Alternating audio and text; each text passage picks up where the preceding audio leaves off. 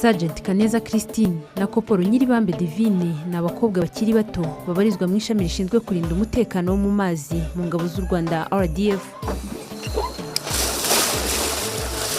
By'umwihariko Sergeant Kaneza Christine afite inshingano zo kwibira mu mazi akagera kure bitewe n'icyo asabwe kuhakora ibizwi nko kudivinga. Koporo Nyiribambe Divine we atwara ubwato bw'intambara cyangwa ubundi bwato yahabwa bitewe n'inshingano.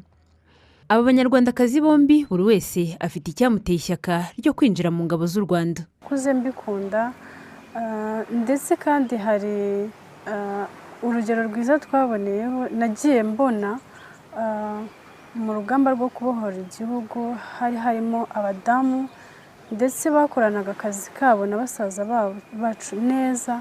Ibyo bintu